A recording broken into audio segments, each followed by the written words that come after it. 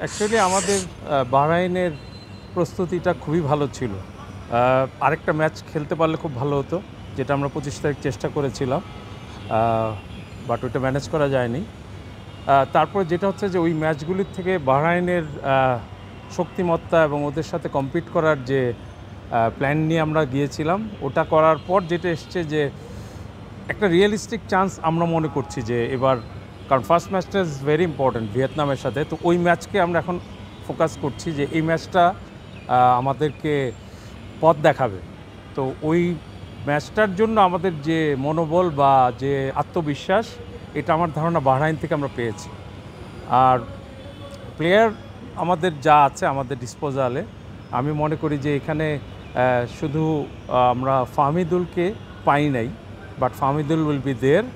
আমরা হয়তো পরের দুইটা ম্যাচে ওকে আমরা পাবো, এবং আমরা ওকে ওইভাবেই গণ্য করছি যে প্রথম থেকে না থাকলেও পরের দুইটা ম্যাচে ও আমাদের জন্য কাজে আসবে। আর মোরওভার তো আপনারা জানেনই। তো প্রস্তুতি আমি বলবো যে it was good preparation for this Asian cup qualifiers. এবং যেটা হচ্ছে যে বাহরাইন আমাদের সাথে যে জিনিসটা হয়েছে যে ওদেরও টার্গেট ছিল যে ইন্ডিয়া যেহেতু ওদের গ্রুপে, আমাদের মতো একটা টিমের সাথে খেলার দরকার ছিল, যেটা ওরা এখন জর্ডানে আছে, এখান থেকে খেলে ওরা দোহাতেই খেলা ওই গ্রুপে যাবে। সো আমাদের টার্গেট যেটা ছিল যে একটাই হচ্ছে আমাদের চ্যালেঞ্জ বড়, সেটা হচ্ছে যে বাহরাইনের এনভায়রনমেন্টটা কন্টিনিউ করা।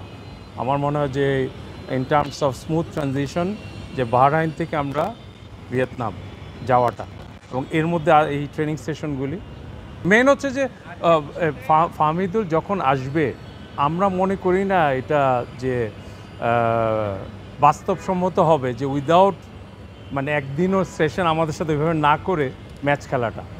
এবং ওইটার জন্য আমরা বলছি যে এটাতে ফাহমিদুল আসাটা আমাদের জন্য বাড়তি একটা অবশ্যই শক্তি বাড়ার ব্যাপার, কিন্তু সেটা পরের দুই ম্যাচের জন্য রাখছি, কারণ এটা আসলে জাস্টিফাইডও হয় না। একটা প্লেয়ার একদম আসলে এই টিমের সাথে প্র্যাকটিস না করেই আসার কথা 1 তারিখ সকালে বা 2 তারিখের সকালে বোধহয়।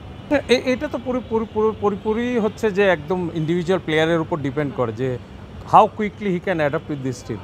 আমাদের যে গেম প্ল্যান, আমাদের যেটা মডেল খেলার, এটার সাথে সে কীভাবে খাপ খাওয়ায় নিচ্ছে, এবং ওইটা আমাদের বিচার্য থাকবে যে যারা আমাদের ন্যাশনাল টিমের সিনিয়র টিমে খেলে এবং যারা নিয়মিত প্লেয়িং টাইম পায়, ওদের ক্যাপাবিলিটি থাকলে দে উইল স্টার্ট।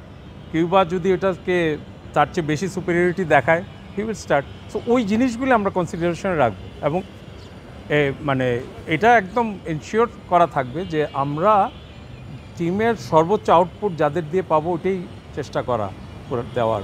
হ্যাঁ, মেইন হচ্ছে যে ক্রেডিট কে পাবে ওটার চেয়ে বড় হচ্ছে যে আমরা যদি কোয়ালিফাই করি ওটাতেই আমরা বেশি আনন্দিত।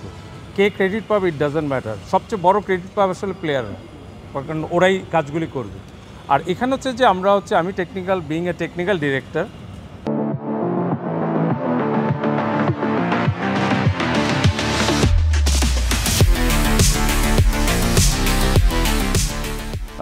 He is the head coach of the senior national team.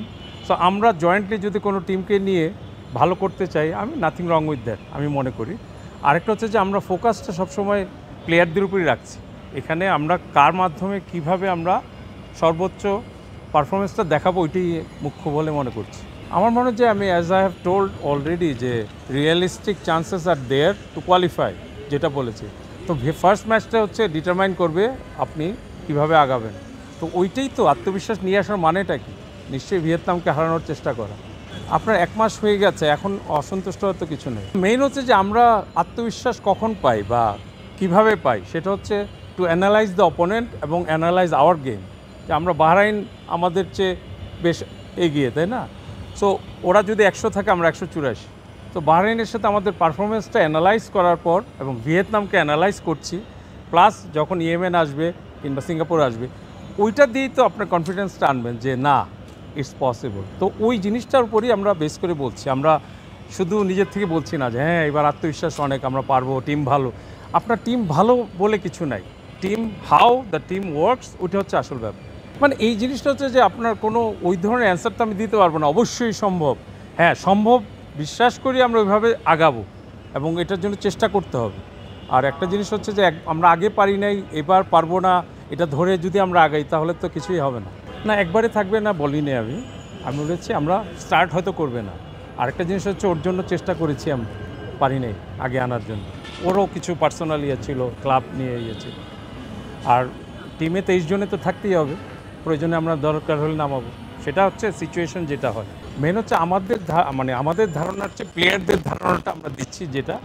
এটা তো অ্যানালাইজের ব্যাপার, ওদের খেলা দেখেছে, ওদেরও সিনিয়র টিমের কিছু প্লেয়ার আছে, আমাদের সিনিয়র টিমের প্লেয়ার বেশি আমার ইয়েতে। এবং জিনিসটা হচ্ছে যে দিস ব্লেন্ড অফ প্লেয়ার্স যেদের মধ্যে কেমিস্ট্রিটা আমরা দেখেছি বাহরাইনের সাথে, যে আমরা হোপফুল। তো এটার জন্য কম্পিট তো করতেই পারবো, ওরা নিঃসন্দেহে ওরা আমাদের যে stronger opponent, no doubt. But আপনি যদি সব কিছু এক করতে পারেন তাহলে ইটস পসিবল। না মেইন এটা আমরা কিন্তু কথা বলেছিলাম প্রথম দিন, একদম শুরুর দিন বসুন্ধরার মাঠে। সেটা হলো যে অক্টোবরের ম্যাচ আছে সিনিয়র ন্যাশনাল টিমের উইথ হংকং। সো ওইখানকার এখানে প্রায় 13-14 জন প্লেয়ার। সো গেম মডেল আমরা কিন্তু চেঞ্জ করি নাই, আমরা সিনিয়র টিম যেভাবে খেলে ওইটাই এখানে প্রয়োগ করছি। So it should come from the master himself, মানে মাস্টার হিমসেলফ বলতে এই জন্য যে ওর যে ইয়েটা করে ও ন্যাশনাল টিম। সো ওই জিনিসগুলি নিয়ে মেইনলি আলাপ করে কোথায়, এবং সে হয়তো দেখতেছে আমাদের ট্রেনিং সেশন, ওইটা দিয়ে আমাদের জাস্ট একটা রিভিউ দেয় যে এটা আমার মনে হয় ভালো হয়েছে, এটা হয়তো আরেকটু ভালো হতে পারে, এই জিনিসই আর সুপারভিশনার। Thank you.